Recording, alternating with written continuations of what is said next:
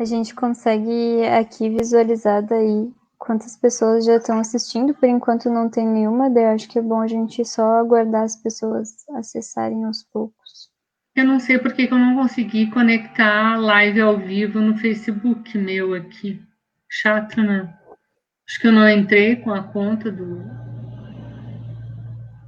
Do Pet? Não entrei com a minha conta de Cíntia, né? A minha particular. Uhum. Eu acho que eu disponibilizei agora, né? De repente, talvez atualizando, tu consiga.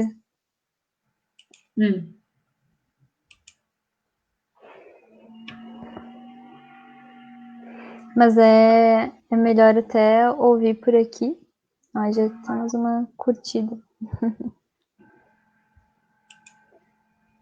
Esperar algumas pessoas entrarem. Mas é bem como tu estava trazendo, né? Essa dificuldade toda que a gente está tendo reflete o que a gente vai sentir durante Exatamente. as atividades. Exatamente.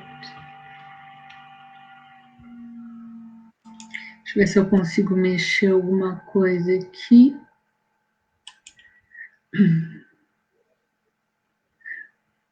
Aqui.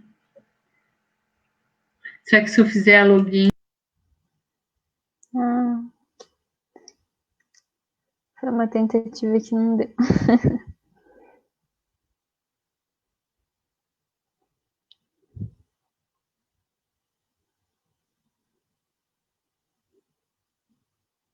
Aí. Sim. E o pessoal, a gente está com 10 pessoas já assistindo e todos dizendo que o áudio e a imagem estão ótimos. Então, já é. Claro, tem muitas questões no meio desse processo que faz com que aconteça isso. Tá, deixa eu colocar essa... Deixa eu ver aqui se eu coloco isso. Onde tá?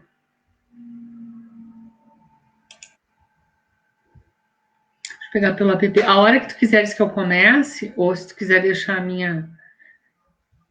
Tu que fica à vontade. Sim. Eu vou só perguntar para o pessoal aqui nos comentários se vocês conseguiram acompanhar pelo menos um pouco, mesmo com as falhas, a introdução sobre o grupo e também a fala do professor Helder, para que a gente possa retomar com a fala da professora Cíntia.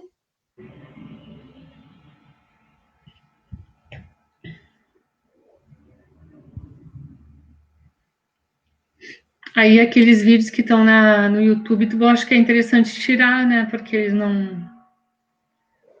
excluir, né? Sim, eu vou tentar gerenciar depois, que acho que ficou estranho mesmo.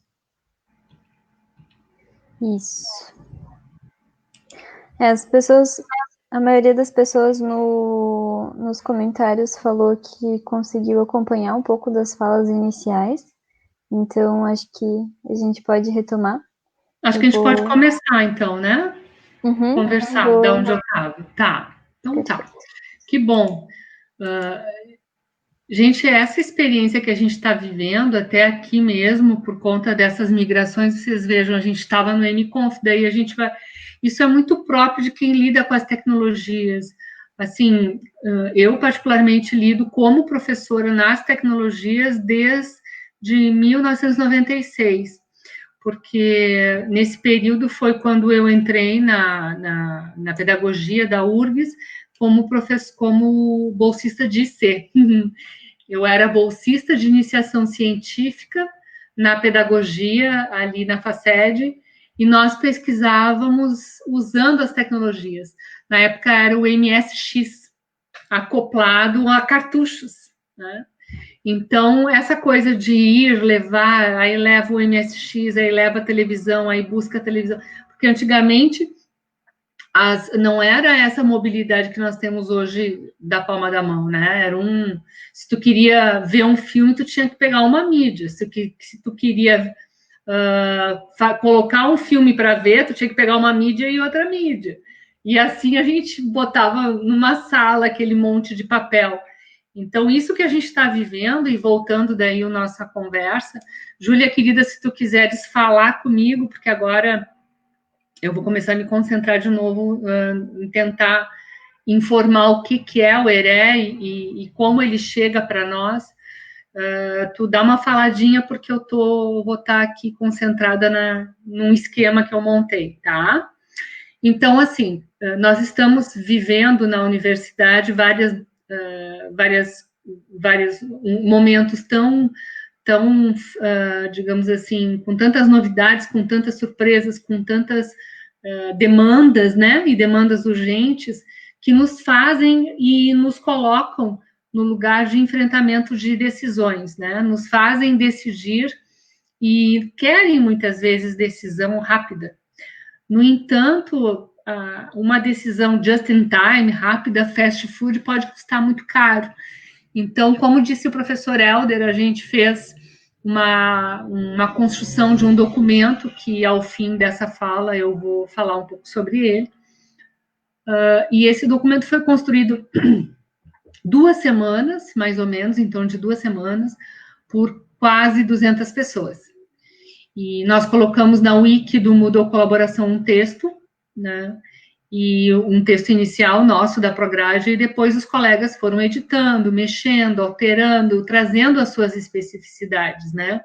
Então, é uma tentativa de começar a organizar os cursos que até então tinham tem um formato ainda presencial, mas movendo eles para esse lugar de um trabalho online, no uso das tecnologias, né? De certa forma, permitindo uma maior flexibilidade, né, para o ensinar e também para o aprender nesse processo, né? Então, o que nós tínhamos antes, inclusive a própria SEAD e outros espaços assim que davam suporte para um pequeno grupo de professores, agora, e eminentemente nesse processo vivido, começou a se preocupar com o coletivo dos colegas, com o coletivo da universidade, com o coletivo da comunidade da URGS, né?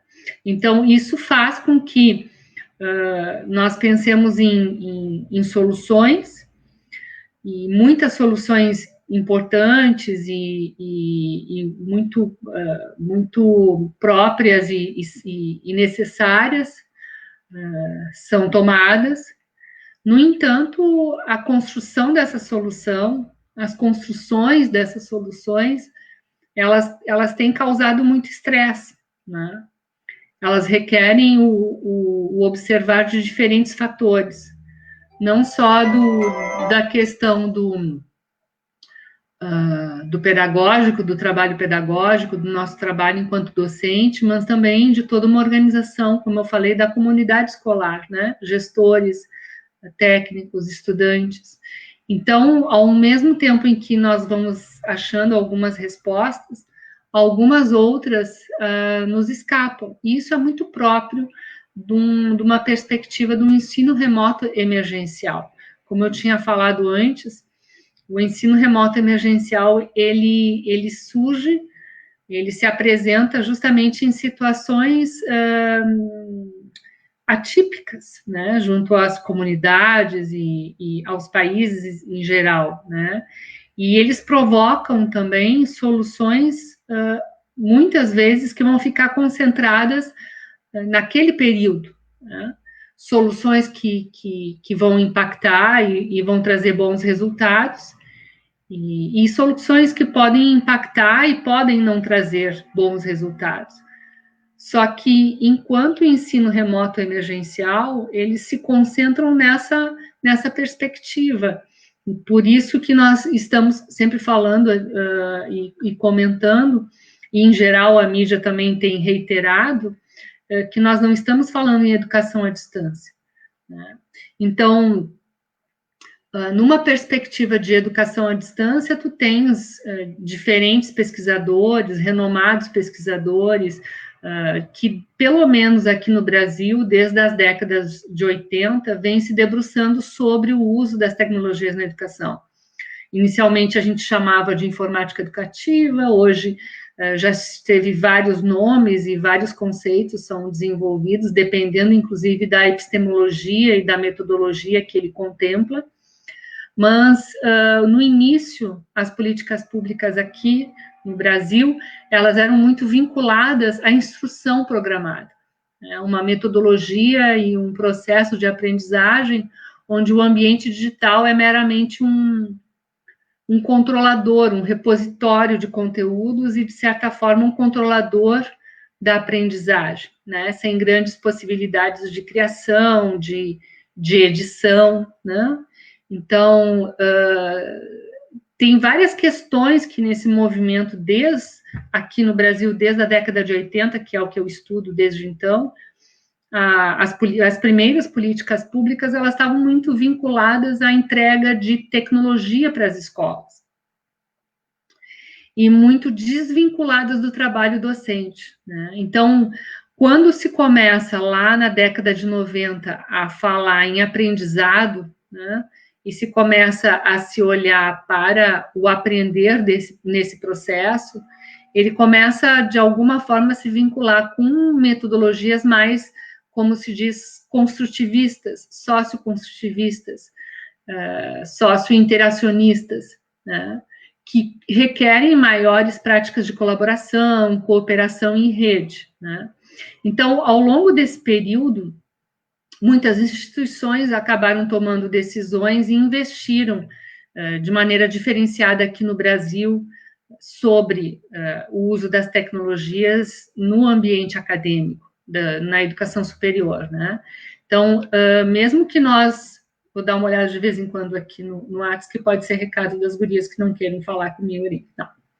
Então, mesmo que nós não queiramos, toda a expertise de cada universidade nesse momento, ela tem um grande peso no processo do ensino remoto emergencial, né? Então, por isso que, em termos de Brasil e, em geral, nós temos diferenciados perfis, diferenciados encaminhamentos, né?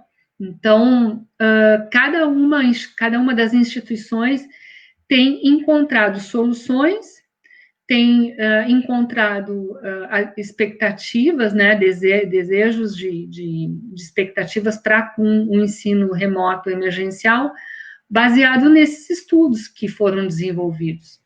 Então, obviamente, que quem tem um trabalho com mais força nesses últimos anos com relação à educação à distância, por exemplo, né, com cursos, com estudantes, com um formato diferenciado, porque é uma política que dá a condição de que cada instituição se organize de acordo com as suas demandas, etc. e tal, com certeza houve alguns movimentos que pode-se dizer, não é possível a gente dizer que tem um melhor ou um mais adequado, mas a expertise desses colegas que vêm estudando esse aprendizado online, né, com certeza vai impactar num trabalho na universidade, porque até então aquilo que era vinculado para algumas pessoas, né, dependendo do formato como a universidade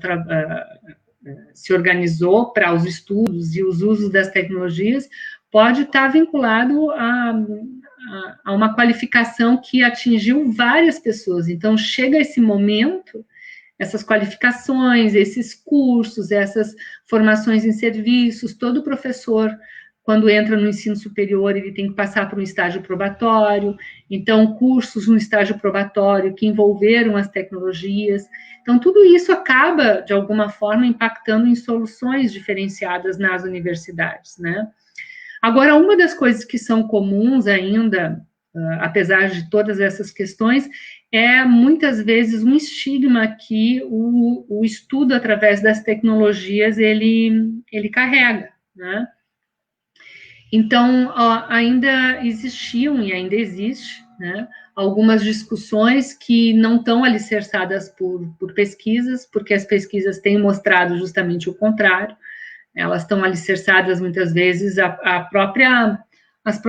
os próprios percebimentos do senso comum, que fazem com que a educação à distância seja entendida como de qualidade inferior, né? E tanto não é isso que tanto as pesquisas nacionais e internacionais têm mostrado justamente um encontro desses estudantes a um mundo próprio, né? A cultura digital, veja a Júlia agora, né? Então a Júlia foi para lá, foi para o Facebook, falou do Instagram, daí essas são questões, esse mundo da cultura digital, ao contrário, lá da década de 80 e 90, é muito próprio dessa juventude, é muito próprio do perfil dos nossos estudantes, né? Então, os próprios estudantes, eles estão muito próximos dos usos das tecnologias. E, claro, o que faz a grande diferença no momento é justamente o acesso, que ninguém estava preparado a ficar sem o Wi-Fi da universidade, né? Ou ficar sem os laboratórios de informática da sua unidade, porque era algo que todos nós já tínhamos uma certa... já sabíamos que nós íamos estar usando esses espaços. Então, agora, a gente está vivendo situações justamente do acesso à tecnologia, a condição de permanência nele, que pode-se dizer que foi isso que aconteceu conosco. Nós todos estávamos online tentando assistir o vídeo, porém, a permanência dificultou, a gente não conseguiu acessar numa primeira vez, numa segunda vez, né? Então, às vezes, é uma questão de convergência dos próprios instrumentos tecnológicos, né? E, às vezes, é a conexão mesmo, a banda que acabou, né? A velocidade que ficou mais lenta, porque está chegando o fim do pacote. Então, e às vezes nem o pacote, nem a banda, porque ainda existem muitos estudantes que não têm nem acesso, né, a uma rede de Wi-Fi. Então, muitas questões eu trabalho com a cultura digital, com a educação à distância desde 2003, mas eu comecei a migrar saiu bastante da questão da educação à distância e migrar para a cultura digital, porque eu vejo hoje a internet, por exemplo, né, como um direito de todo cidadão. Então, eu e mais, como eu às vezes brinco, toda a torcida do Flamengo, a gente entende que o acesso à internet é dever de toda instância pública, né? É dever do governo, em primeiro lugar, dar esse acesso para qualquer um de nós, porque através da tecnologia a gente acessa diferentes espaços, inclusive os do próprio governo, né? Então, hoje quase tudo se faz através do próprio imposto de renda, informações específicas. Então, nós e muitos pesquisadores que têm desenvolvido essas discussões na área da cultura digital, há muitos anos já vínhamos dizendo desse importante aspecto que em alguns países, né, eles são reais, e em outros estão restritos a algumas áreas, como aqui em Porto Alegre nós temos algumas áreas que têm Wi-Fi público, né, e gratuito. Mas mesmo assim, no meio dessa história tem uma tecnologia. Então, quando se fala da questão da qualidade do aprendizado, ele hoje já não está tão restrito mais a ser se ele é através do online ou não é através do online. Já estamos no senso comum, já há um entendimento que a aprendizagem através das tecnologias, inclusive, qualifica, né? Então, termos como educação híbrida, né, simetria invertida e outros estão se tornando muito próprios também dos ensinos mais presenciais, esses enraizados, aqueles vinculados à sala de aula, né? Bom, esse termo, então, ensino remoto de emergência, ele traz essa perspectiva do ensino, mais particularmente do que educação remota de emergência, etc. e tal, porque ele está muito alicerçado na prática do docente, né? É ele que vai partilhar esse conhecimento, é ele que vai apresentar tarefas através dessa perspectiva remota e de emergência, né? Então, ele traz bem esse caráter docente, enquanto um ensino remoto e de emergência. Eu gostaria ainda de trazer algumas questões próprias do ensino remoto de emergência, que é a própria relação com o ritmo do trabalho desenvolvido através dessas tecnologias, né? A relação professor-estudante, a própria metodologia e epistemologia ali envolvida, né? Porque, como eu falei da outra vez, o ensino remoto emergencial é para tentar fazer com que a gente consiga ficar perto dos nossos estudantes, mas também é uma forma, é uma oportunidade da gente inovar, né? Então, aquele professor que já era um professor que procurava trazer inovações no ambiente presencial, no trabalho presencial, ele tem que se sentir instigado para inovar através desses espaços, digamos, tecnológicos, né? Então, fazer do ambiente digital um mero local de repositório de vídeos, de textos, não é inovação, né? Usar a tecnologia para fazer mais daquilo que se fazia, né, num processo presencial, né, quase que apresentando PPTs, lendo lâminas ou lendo textos dos PPTs, ou apresentando vídeo e ficar olhando os vídeos. Não são processos que, no ensino remoto emergencial, eles precisam, eles deveriam estar presentes. Pelo contrário, né? Provocar no espaço, através do ensino remoto, possibilidades de inovar também no próprio fazer pedagógico, né? Provocando os estudantes para que eles busquem também, para que eles tragam sugestões para as disciplinas. Para os estudantes que estão me escutando aqui, é bem interessante. Então, por exemplo, usando o exemplo da Júlia, vocês que vivem nesse mundo da cultura digital, vale a pena vocês perguntarem para o professor se ele não quer que vocês indiquem alguns textos, alguns vídeos, alguns trabalhos, ou que vocês também façam momentos de live como essa, né? Onde um grupo de 2, 3 colegas possam estar apresentando, não ficar falando que nem eu estou falando aqui, que é um processo bem síncrono, né? E que isso requer uma grande banda larga para poder estar assistindo. Mas criar estratégias que vão para além dessa questão de informação, né? E que vão, de certa forma, provocar aquilo que lá no início da década de 80 a gente viu como um fator que dificulta o processo de ensino-aprendizagem no uso das tecnologias, que é quando a gente quer fazer delas, como eu estou fazendo aqui nessa live agora, falando, né? Eu falando sozinha para um grupo de estudantes e de colegas e sem nenhuma interação, né? Então, esse tipo de processo na educação é chamado não é a tecnologia, a ação ela é síncrona e o processo pedagógico ele é praticamente de transmissão de conteúdo, né? Ele é um processo bem tradicional. Então, e esse processo tradicional, esse processo de ficar apenas alguém falando, os outros ouvindo, quiçá lendo algumas mensagens, é quase como se o professor, na sala de aula presencial, fosse lá para frente no quadro escrever, né? Então, o ensino remoto emergencial, ele é uma oportunidade para rever justamente questões que um professor, como eu disse antes, que já era um professor inovador, ele vai se sentir incomodado. Eu não me sinto à vontade ficando fazendo uma live e falando e tentando seguir apenas o meu raciocínio, né? Por quê? Porque a gente se acostuma a outros processos de trabalho na educação à distância ou trabalhando com as tecnologias, onde a interação ela passa a ser fato primordial, fundamental, né?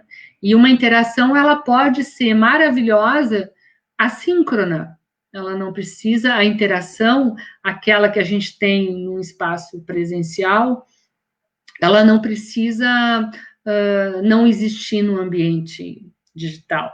Inclusive, ela pode ser mais fortalecida ainda, por quê? Porque ela vai usar outras tecnologias, né?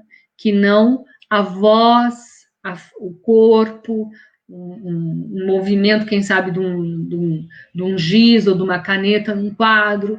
Ela pode usar, enquanto eu falo, eu posso estar usando aqui, para em dado momento, apresento um excerto de algum filme, aí a gente volta, a gente conversa, daqui a pouco eu paro de novo, aí um colega apresenta um meme que está surgindo agora na rede. Então, essa questão que variadas linguagens podem apresentar no ensino remoto emergencial pode ser interessante para justamente fazer permanecer os nossos estudantes, que o objetivo do ensino remoto presencial, daí vem um outro fator, é justamente manter estudantes e professores e toda a comunidade de alguma forma conectada, de alguma forma em conexão, né? Interagindo, né?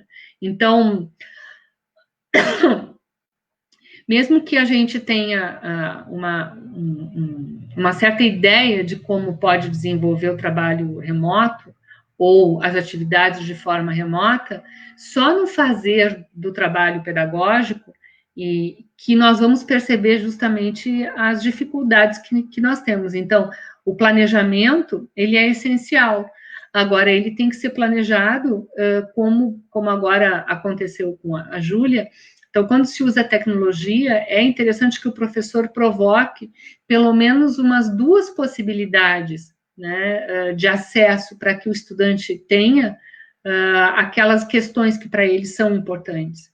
Então, um plano A e um plano B, né? Então, o aluno pode assistir ou uma live, como essa, que pode ficar gravada, ou ele também pode acessar apenas o PPT, ou ele pode acessar o artigo que deu, que colaborou para poder fazer o PPT e fazer a live, né?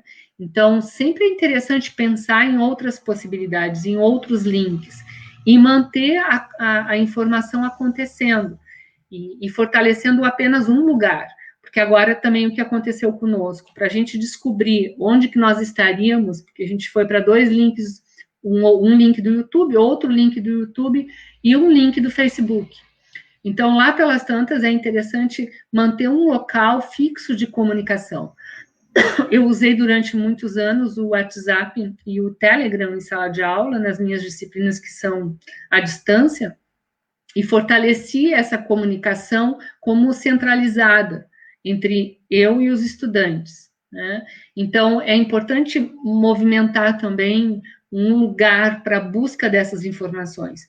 Não, por exemplo, pode-se criar no Moodle a disciplina, como vai acontecer agora entre todos nós, porém, também, se o professor não quiser, ou os estudantes não quiserem usar os seus telefones, porque os telefones são particulares, né, e não necessariamente os estudantes têm que compartilhar telefones com os professores, mas criar, por exemplo, dentro do Moodle, um fórum inicial, bem no início da página, para que os estudantes possam se manter em conversa, ou para colocar ou o professor possa ali colocar informações, novidades, mas manter um canal constante, como é o Facebook, como é o Instagram, né? Então, convergir as informações para um lugar, como um grande hiperlink, e dali outras informações acontecem. Então, onde estão os materiais, onde estão as páginas, onde estão as informações, mas convergir para um único espaço.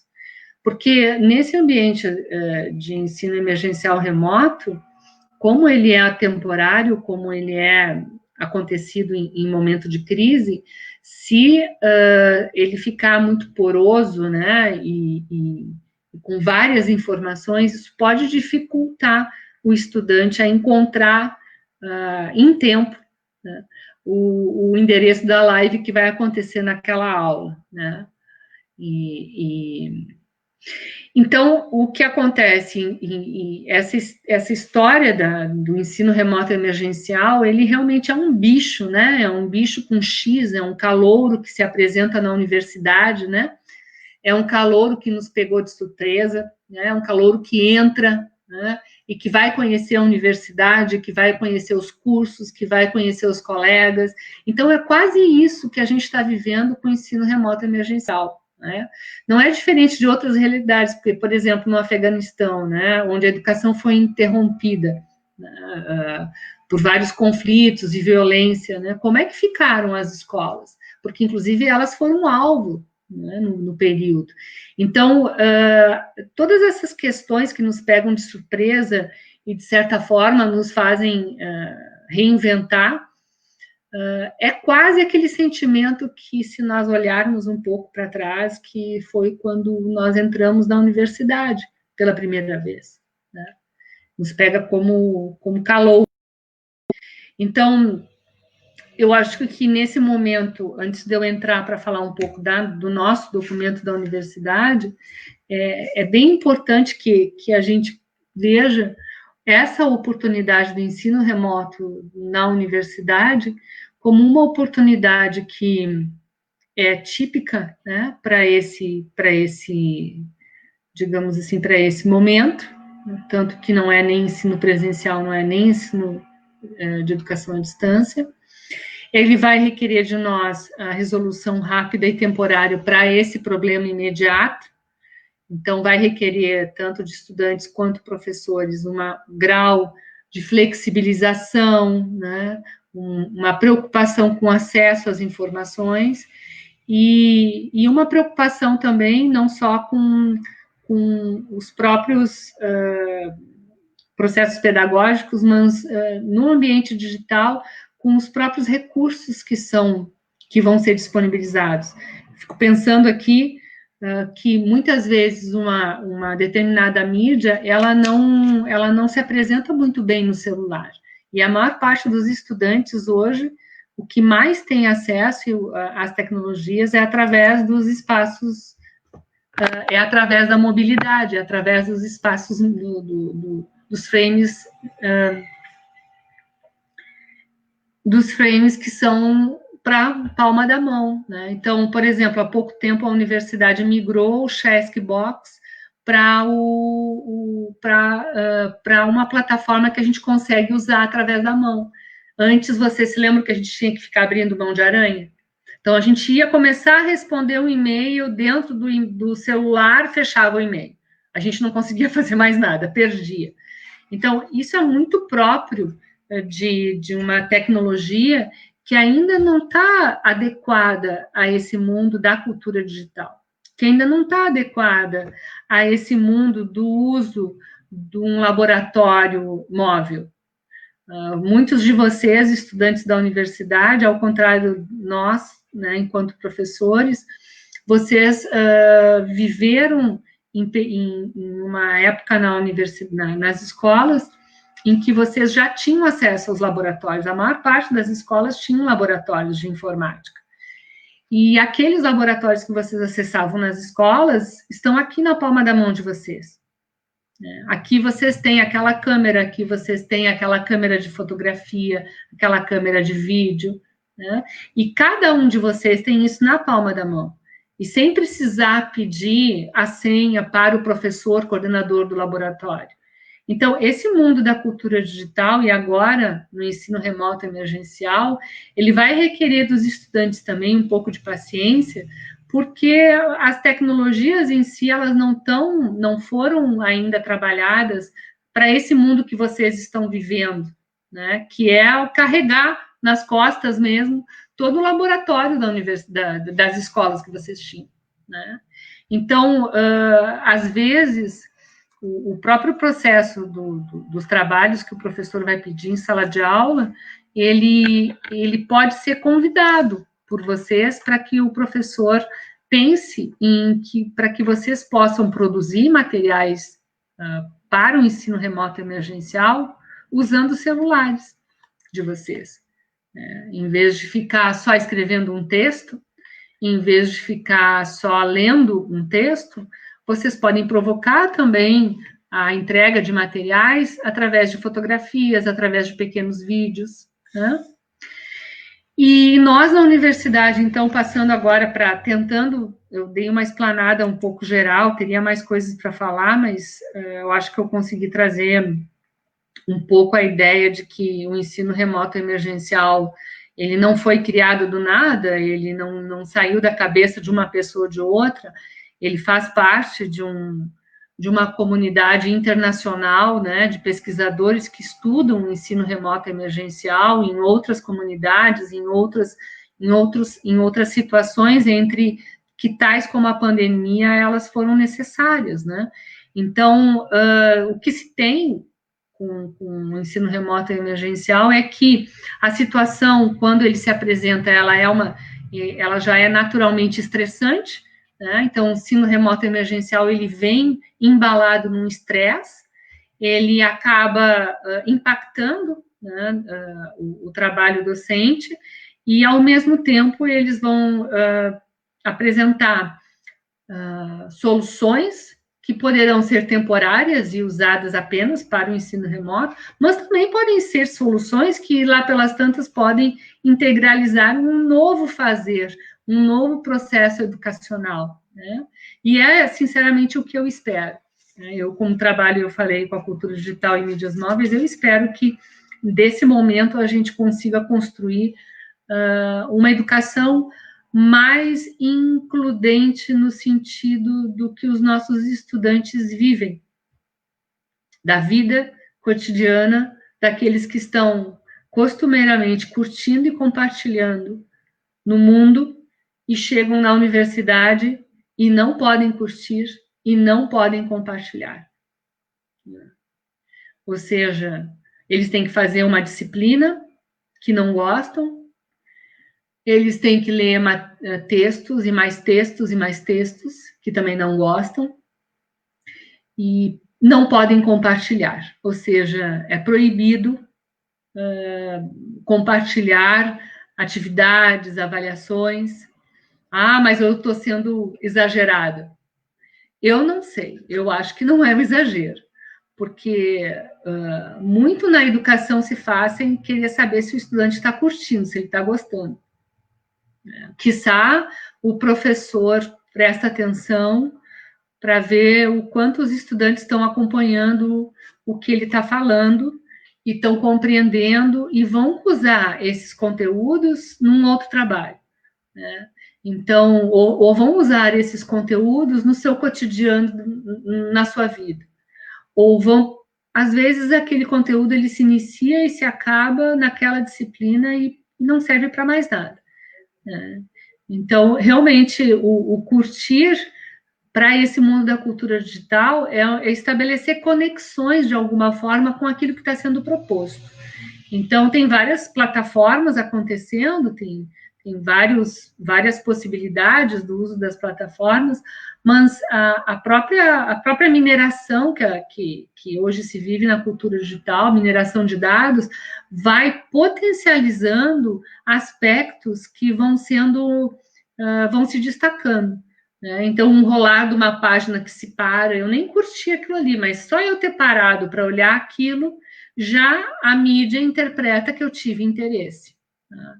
Então, hoje nós temos uma cultura digital que quer que o estudante nosso curta, que ele preste atenção, né, que ele compartilhe aquela informação, porque ele está alicerçado nesse mercantilismo econômico, nessa questão do replicamento, né, das informações, etc. e tal. E na educação é praticamente nula essa possibilidade do estudante conversar com o seu parceiro, com o seu estudante, com o seu colega ao lado, e estabelecer uma dialogia de tal forma que a aprendizagem ela fique ali no meio do processo, não se construa, não precise resultar numa prova, num exercício, né? Mas a aprendizagem ela acontece justamente naquele compartilhamento de informações, de compartilhamento de provas, de textos. Então, essa ideia que é muito própria da cultura digital, que é a colaboração, que é a cooperação. e que na educação à distância faz sustentar os estudantes, né? Então, os estudantes permanecem na educação à distância quando essas redes são fortes, quando o estudante consegue compartilhar suas dúvidas, compartilhar as suas respostas, compartilhar as suas aprendizagens, né? Então, quando esse amálgama de uma rede colaborativa e cooperativa se fortalece, o estudante permanece no ensino, na modalidade à distância. Isso é muito forte. E quando ele também está gostando, aquilo que ele está aprendendo, aquilo que ele tem a ver com o cotidiano da vida dele, causa interesse, causa impacto, né? Então, em resumo, quando tu tens uma pedagogia alicerçada no processo de aprender, né, as práticas educacionais, seja numa modalidade presencial, seja numa modalidade à distância, ou mesmo agora, elas são mais fortes, elas fazem permanecer o estudante. E o ensino remoto emergencial aqui na universidade, desde o início, uma das coisas que foram prioritárias para nós foi isso. A gente quis estabelecer, criar um documento inicial, que foi colocado lá no Moodle Colaboração, que mostrasse, com esse caráter já inicial, a nossa grande preocupação para com os estudantes, para que desse condição para que eles pudessem, apesar de toda essa situação assustadora da pandemia, preocupante, estressante para todos nós, eles tivessem desejo de ficar conosco, eles quisessem permanecer conosco, né? E nós chamamos, assim, do início ao fim, nos nossos documentos, essa ideia como a ideia de busca ativa do nosso estudante. Então, a gente começou a provocar mais ainda as unidades a pensarem nos estudantes. Onde é que estão esses estudantes? Como é que eles estão acessando o computador, né? Ou como é que eles estão acessando os seus celulares? Eles estão conversando com os colegas, eles estão conversando com os professores, estão conversando, mas não é nada sobre a disciplina, não é nada sobre o curso, estão fazendo cursos. Então, do início ao fim, essa construção desse documento aqui, que atualmente está em processo de análise no CEP, ele vai tratar de aspectos, né, nessa resolução aqui, que vão ao encontro de um plano de ensino mais flexível, que possa ser atualizado em termos de conteúdo programático, que ele possa ser atualizado na sua metodologia, nas suas experiências de aprendizagem, que ele possa ser atualizado nas suas atividades de recuperação e bibliografia. A bibliografia também com o uso dos espaços digitais, né? Porque todo mundo sabe que o COVID, ele fica no papel por até de 4 a 6 dias, né? Então, essa questão que muitas escolas aqui no Rio Grande do Sul acabaram adotando de entregar os materiais para os estudantes, algumas delas começaram a rever essa possibilidade, porque o papel pode carregar, né, o vírus, né? Então, a gente preparou na universidade, junto com a Biblioteca Central, uma atualização do Moodle para contemplar o maior possível materiais digitais que já estão nas nossas bibliotecas, né? Porque quem lida com referência sabe que as referências estão vinculadas a direitos autorais, a direitos de imagem, né? Então, a biblioteca, o Sabe Mais foi contatado e fortalecido para ele poder também qualificar os materiais que estão disponíveis, que vão estar disponíveis nos planos de ensino. Uma outra das questões bem importantes também, pelo menos do meu ponto de vista, né, foi a questão das estratégias avaliativas.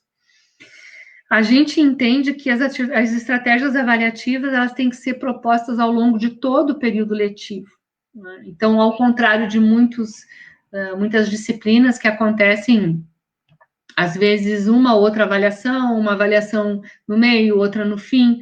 A gente está procurando trazer também uma experiência para quem trabalha com as tecnologias há algum tempo, que é provocar estratégias avaliativas ao longo do período, né? E principalmente dar visibilidade para essas respostas dessas atividades avaliativas, né? Por quê? Porque às vezes o estudante nem sabe que já foi corrigido o trabalho da semana passada. Bom, eu agora voltei aqui para a minha live, estou vendo que eu estou em 45 minutos aqui, né? Então, tem várias questões que eu não gostaria de entrar em detalhes, porque elas poderão ser atualizadas pelo CEP. Essas que eu procurei trazer para vocês, que são da história do ensino remoto emergencial e questões específicas que são bem importantes, que é o processo avaliativo, que é o acompanhamento dessas avaliações. Creio que isso não vai sofrer grandes impactos e vai acontecer qualquer mudança. Mas um plano de ensino novo vai ter que ser aprovado, tá? Ele vai ter que ser elaborado por cada um dos professores, e os estudantes que já estão no semestre 2021, eles vão automaticamente ser matriculados nessas disciplinas que vão acontecer no ensino remoto emergencial, né? Então, vai haver vários detalhes que estão sendo ajustados com CPD, com SEAD, são várias informações que vão tentar entrar em sintonia para, no nosso entendimento, melhorar a relação nesse período da universidade com os estudantes e também promover o contato dos professores com os seus estudantes, né? Que é uma das coisas mais importantes para nós, né? Vou ver aqui algumas falas, não sei se alguém quer comentar a bibliografia. Tu quer que eu te traga alguns dos comentários? De repente pois posso... Então, a questão da presencialidade nesse momento, Júlia, que é uma das questões que eu vi aqui, que se tu quiser olhar outras, a presencialidade, ela está nula, não existe possibilidade de presencialidade física nesse momento, tá? Então, como nós temos uma portaria que nos dá a condição do MEC de seguir até o final do ano remotamente, e nós temos um comitê na universidade que está estudando os protocolos de segurança. No momento em que houver alguma definição para que nós possamos ter algum tipo de presencialidade física, né, porque essa que nós estamos fazendo aqui é uma presencialidade, mas não é física todo mundo no mesmo lugar, territorialmente localizado, né? Nós estamos aqui, alguns estão só ouvindo, outros pegam uma ideia, pegam um cafezinho, vão ao banheiro, dão uma volta. Então, a presencialidade também é um conceito que eu acabei não falando aqui, mas ele também é uma questão a ser construída. Os professores, no presencial, Júlia, quando vocês estão olhando a nossa aula, a gente olha para a carinha de vocês e fica assim, aí tu balança a cabeça, aí tu faz que anota uma coisa. Eu sei de várias pessoas que fazem de conta que estão prestando atenção. Só que a gente, como professor, acha que vocês estão prestando atenção. E a presença é muito mais que isso. A presença que gera aprendizagem é muito mais que estar olhando para o professor, balançando a cabeça, fazendo anotações, porque ele pode estar anotando outras coisas, ele pode não estar realmente ouvindo nada, né? E mesmo agora, pode ter várias pessoas que não estão prestando atenção e não estão acompanhando essa lógica que está sendo construída, mas isso é do direito de cada um na construção da sua aprendizagem, né? E é por isso que a gente tem que criar links de conexão, para que vocês possam curtir um pouco, daqui a pouco, as aulas que o professor está dando, que vocês possam querer compartilhar alguma informação com os colegas, né? Mas a presença física nesse momento, ela não está sendo discutida por esse documento que está no CEP e nem está sendo considerada até o momento na universidade. Fala, querida, tem mais? Sim, é só para dizer que provavelmente pelo avançar da hora também a gente não consiga te trazer todas as questões, mas que a gente pode disponibilizar depois nos comentários, né, que a live vai ficar gravada no Facebook. A gente pode conseguir com a professora a resposta. Eu vou botando na tela algumas questões, de repente, acho que fica mais fácil para ti fazendo as explanações.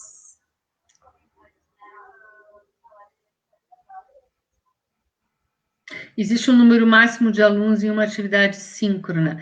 Quem vai estabelecer a questão do número máximo numa atividade síncrona, muitas vezes é o próprio ambiente, que nem a gente viu da alimentação do MConf, mas a própria o departamento, né, ou a Congrade, pode estar deliberando, por exemplo, as disciplinas de cálculo, elas podem exigir, né, um quantitativo de aluno que muitas vezes pode nem comportar o ambiente digital. Então, é por isso que todo o nosso documento, esse que foi criado, ele procurou fortalecer justamente as atividades assíncronas. Ele procurou fortalecer e ele deu muito claramente o caráter do uso desse ensino remoto emergencial através de atividades assíncronas, para dar condição de que haja um maior, digamos assim, controle, né, por parte do estudante, que ele tenha condição de acesso e que ele não fique limitado, por exemplo, à tecnologia, né, a sua tecnologia, a sua conexão, naquele horário, naquele momento, e uma atividade síncrona, dependendo, como eu disse antes, ela pode ser limitada pelo professor, mas é algo que tem que ser discutido com com aquele órgão que oferece a disciplina é que vai aprovar a disciplina. Então, se foi o departamento, tem que discutir com o departamento, se foi a Congrade, tem que discutir com a Congrade, né? Mas, a princípio, aqui no nosso documento não tem limitador quanto à questão síncrona. Eu venho várias outras respostas. Com o MConf, a gente já sabe que são 75, né? O que mais? Os alunos possivelmente terão muitas horas diretas em conexões. Como afetará em termos de saúde, já que terão todas as suas disciplinas como se fossem presencial? Aí é que está. Como eu falei, a gente não fortaleceu o documento na sincronicidade. A ideia não é repetir o que já se fazia antes no presencial. O professor que dá aula segunda-feira, das 10h30 até meio-dia, ficar online dando aula naquele período. Eu sei que muitas universidades têm feito assim, é possível ser feito. No entanto, no nosso entendimento, na construção do documento, inclusive, a gente deixa claro que, prioritariamente, assíncronas, atividades assíncronas, aulas assíncronas, que é para dar chance para o estudante, como tu disse, eu estou com uma tremenda dor de cabeça agora, eu não vou conseguir assistir a aula. Então, salva aquele link e vê depois, né? Ou então, por vários motivos, aquela aula eu não vou conseguir ter velocidade de banda para baixar aquela aula. Então, eu vou aguardar até o momento em que vai virar, digamos, o meu plano, né, do celular, em que eu vou ter mais banda e eu vou conseguir baixar. Né? Ou eu vou na casa do meu vizinho, a gente não gostaria que isso acontecesse, mas às vezes a pessoa precisa se programar para conseguir ir para algum lugar para baixar uma aula. Né? Então, isso é muito próprio do mundo da cultura digital que vocês vivem. O professor, como eu falei antes, para ele é a primeira vez que ele está lidando com essas questões. Ele, às vezes, pode errar, né?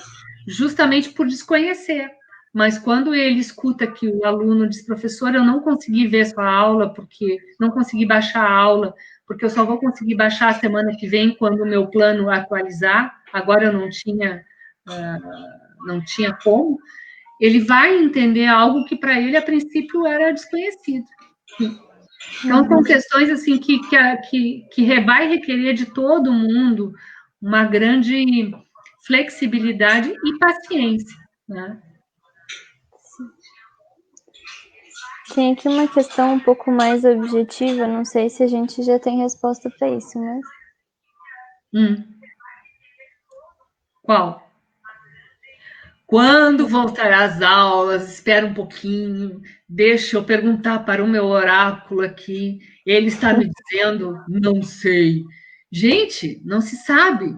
As aulas vão voltar quando a gente passar a situação da pandemia.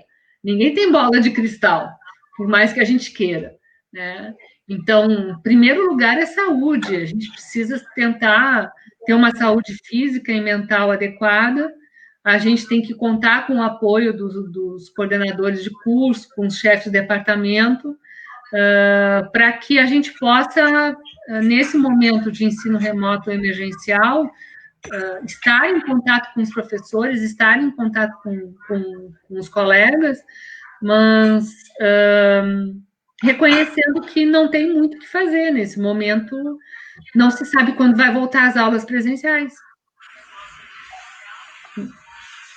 Como a faculdade pretende certificar que os alunos em vulnerabilidade social estarão sendo contemplados nessa modalidade? Pois é, foi lançado um edital da PRAE na semana passada. A PRAE tem feito, junto com a CAF, tem feito várias publicizações lá no Instagram, no Facebook, de acompanhamento dos nossos estudantes. A gente tem sabido dessas dificuldades porque o estudante que não está conseguindo responder nenhuma pergunta que a gente faz é justamente o estudante que não vai conseguir acompanhar, nem através do ensino remoto emergencial. Então, a ideia que ficou registrada no documento aqui é que quando acabar essa situação, ou quando a gente tiver definitivamente um semestre 2022, por exemplo, ou depois que a situação se normalizar, na possibilidade de que a gente possa sair para a rua, possa estar, né, em contato de novo, seguindo os protocolos de segurança, aí, nesse momento, pode ser que nós tenhamos condição de pensar, né, nessa... Eu estou ouvindo um áudio de fundo, então é por isso que eu estou meio que parando junto.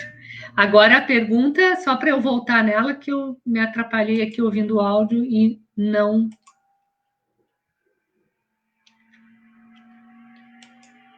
Parou? Parou? Não. Tá.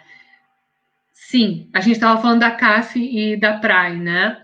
Então, os estudantes que estão ficando sem contato, espera com essa pergunta, tu volta de novo, porque eu estava respondendo a outra quando eu estava ouvindo duplicado. Os estudantes estão sendo acompanhados por essas instâncias da universidade, mas é importante que todos saibamos que em torno de 30% dos nossos estudantes que estão conseguindo acessar seus e-mails ou responder um questionário, né? E isso é uma realidade que não é própria só da nossa universidade, mas se a gente considerar dados de 2018 e outros dados que falam sobre a questão da dificuldade de conexão dos estudantes, essa é a média brasileira, né, da vulnerabilidade digital, que também faz parte da vulnerabilidade digital o não acesso às tecnologias, né, a não condição nem de responder uma pergunta. Então, para garantir uma situação desses estudantes que não vão conseguir nos acompanhar, o sistema vai ficar congelado. Então, quando eles retornarem, a mesma TIM, todo aquele perfil que esses estudantes tinham antes do período da pandemia, volta a ser igual, né? Eles não vão ser prejudicados por não conseguir estarem conosco no ensino remoto emergencial.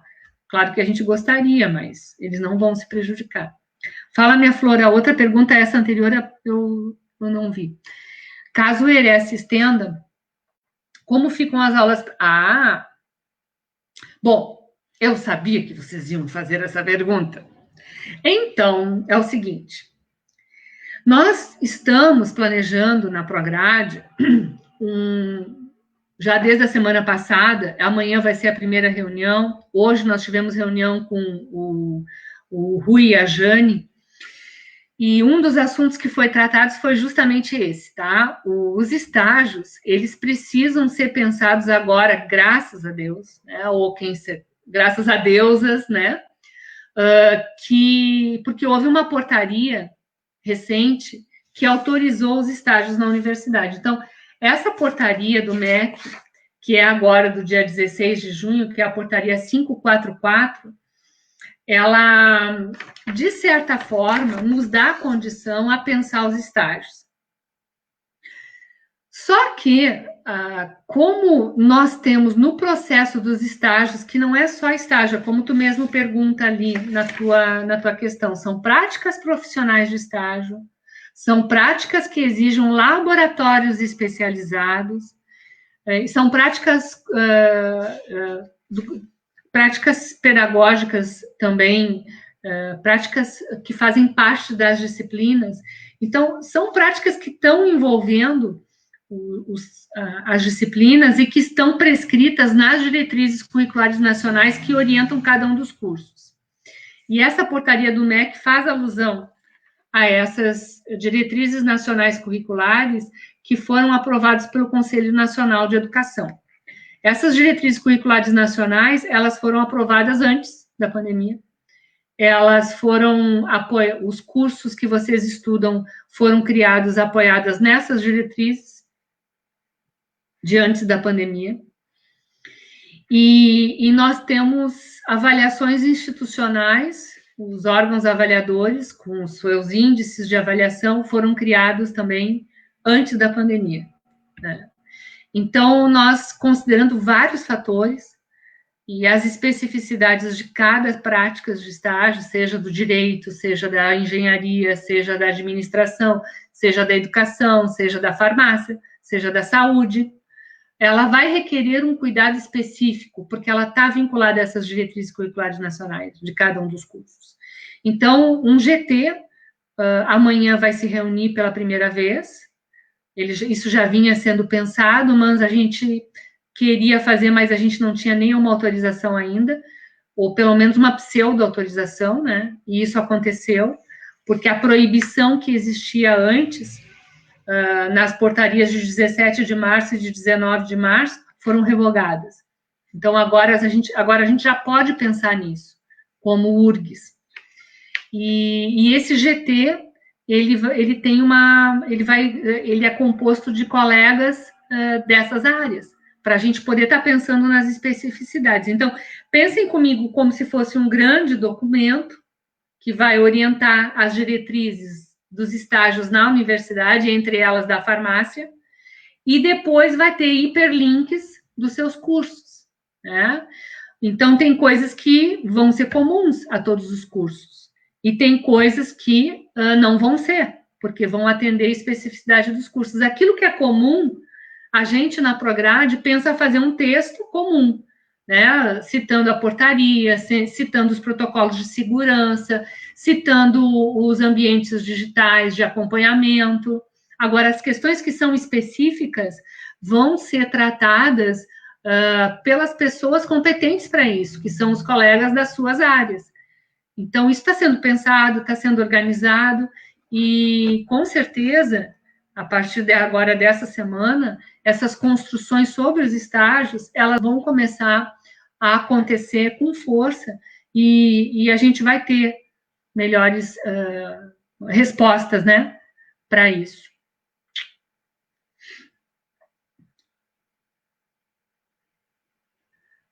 Pois eu não quero falar de retorno das disciplinas remotas. Tu está falando das disciplinas remotas com filhos pequenos em quarentena, quer dizer, vocês, enquanto estudantes, fazendo disciplinas no ERE, né? Se é isso que eu entendi, na situação que a gente está vivendo, por isso a gente pediu sempre que as atividades fossem assíncronas, é uma tentativa que os professores percebam essa singularidade. Eu estou aqui com vocês, eu tive que deixar o meu cachorro trancado lá adiante, fechei bem a porta aqui da frente, desliguei o volume do meu telefone, mas agora de noite eu não tenho que fazer o almoço, eu não tenho que atender algum entregador, o meu filho está lá para dentro, mas ele já é grandão, né? Já tem 18 anos. Agora, essas singularidades, até por conta dessa emergencialidade, elas vão estar se apresentando para muitos professores que nem estão pensando nisso, que estão lá organizando seu plano de ensino. vocês como estudantes e os professores também, eu acho que essa portaria, ela vai, de alguma forma, se apresentar para esse mundo que é próprio de quem trabalha na educação à distância, ou quem vive fazendo cursos através das tecnologias, né, os estudantes em tempos de cultura digital, o que a gente pode dizer é que vocês, em termos gerais, os estudantes, procurem fazer um cronograma de estudos, uma organização das disciplinas, né? Vocês vão automaticamente ser matriculadas em disciplinas no ensino remoto emergencial. Considerando aquelas matrículas que vocês fizerem lá, deem uma olhada como é que vocês vão conseguir se organizar, deem uma olhada no plano de ensino que vai ser apresentado para vocês, como também é no ensino presencial, no primeiro dia de aula. Discutam com o professor as possibilidades de estudos, maximizem as atividades assíncronas, tanto de aulas quanto de publicação de material, né? Porque não precisa estar todo mundo junto num fórum de discussão, escrevendo todo mundo junto, sincronamente. Não precisa estar todo mundo que nem nós estamos agora, assistindo a aula sincronamente, né? Então, desse jeito, vocês conseguem, o professor disponibilizando vídeos, disponibilizando materiais para eles serem estudados em atividades através de espaços remotos, vocês vão ter que se organizar em termos de tempo, para poder acessar essas informações, né? Então, todas as respostas, eu posso te dizer que a gente não vai ter, a gente tem algumas, né? E uma das coisas que a gente pediu que os professores considerassem nessa adaptação, está aqui escrito em algum lugar, é que os professores considerem, na disponibilização das atividades, o tempo também, o tempo que vai ser disponível para fazer as atividades, né? Então, por exemplo, quando tu vai assistir um filme, um vídeo ou ler um texto, aquele tempo que tu está lendo o texto, ele tem que ser computado como um tempo da disciplina também, né? O que mais? Dio mio, é tanta coisa para a gente falar, né?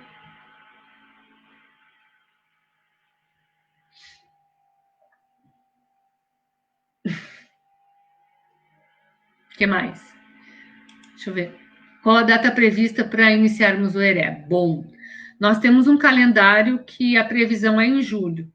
Porém, esse calendário, até algumas pessoas já andaram compartilhando, né? Porque uma das coisas que a gente fez, que eu acho muito legal, eu gosto disso, né?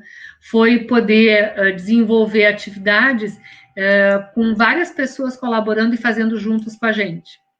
Então, o calendário que nós propusemos inicialmente da Prograde foi modificado dentro do Moodle Colaboração pelos colegas do GT, que consolidaram os documentos. Quando foi encaminhado para a Câmara de Graduação, já houve algumas propostas de atualização, e agora que está no CEP também, algumas datas mudaram. Então, é muito difícil dar certeza de datas, porque como é uma proposta que está sendo construída a várias mãos, ela está ainda em processo de reformulação. A gente não tem plena certeza de quando vai começar nesse momento, mas uma coisa é certa, é em julho que vai começar, né? Isso eu posso dizer, né? A data ainda vai ser decidida.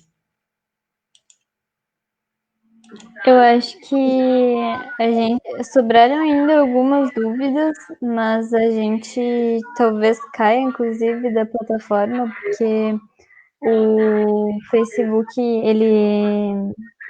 Só um pouquinho. O Facebook, ele limita, né, a 1 hora a live, então acho que a gente já vai agradecendo, e qualquer dúvida que restou a gente pode ir também respondendo depois, né? A gente entra em contato com a professora Cíntia e dá o retorno. E só uma coisa antes que acabe, gente, nós estamos em período de pandemia, nós estamos em um período emergencial. E o ensino também é emergencial. A gente tem que ter muita paciência entre nós, a gente tem que ter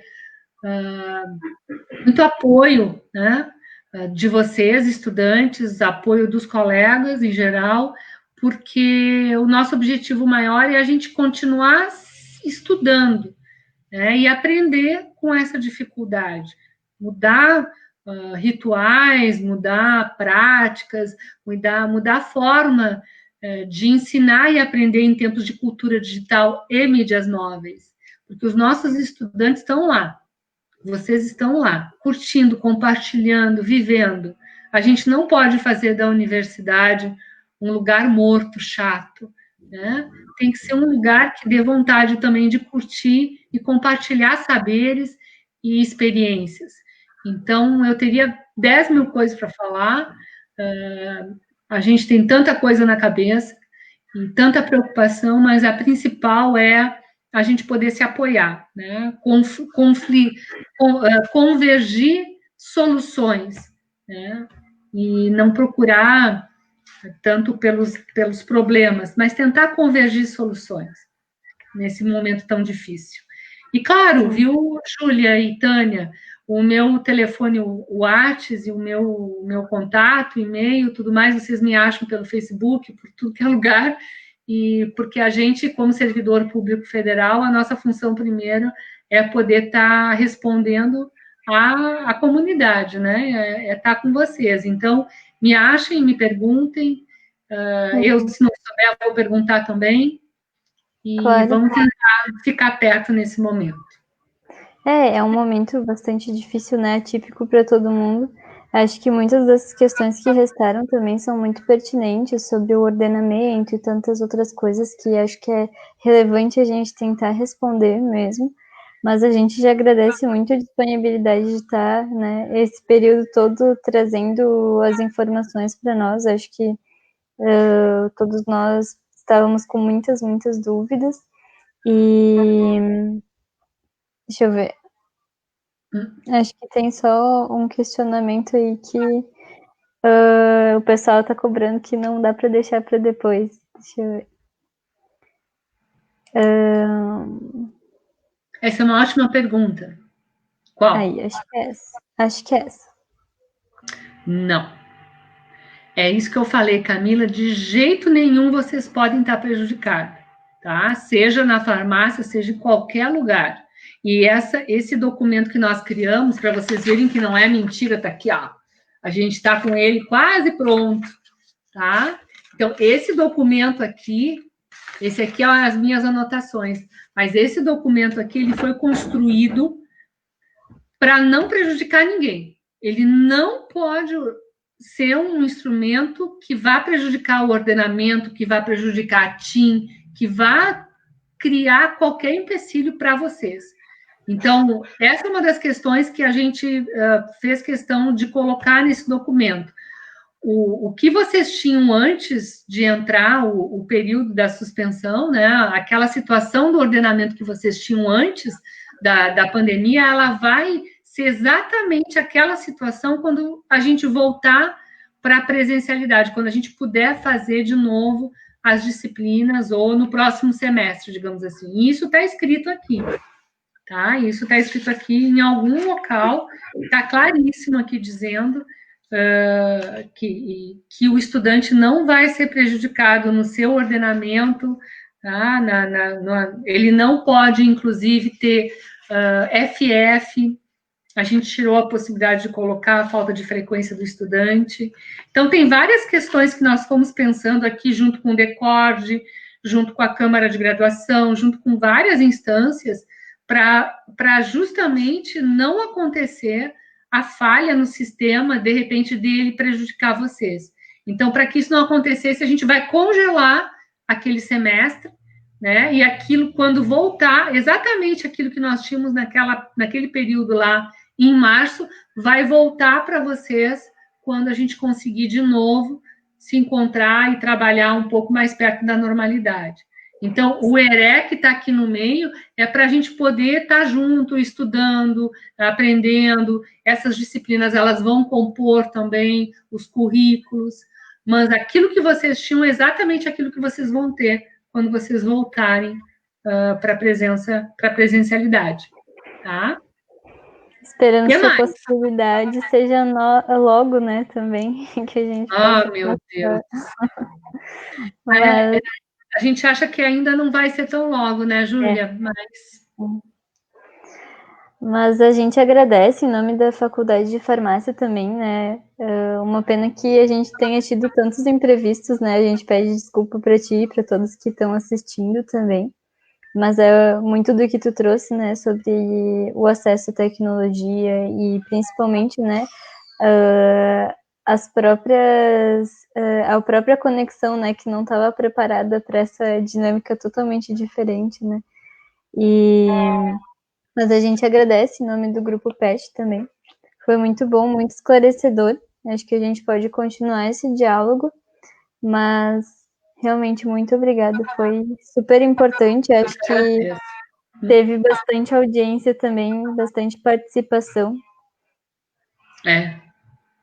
Tá bem, Tomara então. que vocês tenham desculpa, a gente fica com tanta coisa na cabeça na hora de falar, né? Mas eu também acho que eu fico muito satisfeita de estar falando com vocês e me coloco, como eu disse antes, à disposição, tá? Seguimos juntos. Tá bem, então. Muito obrigada e boa noite a todos. Boa noite, querida.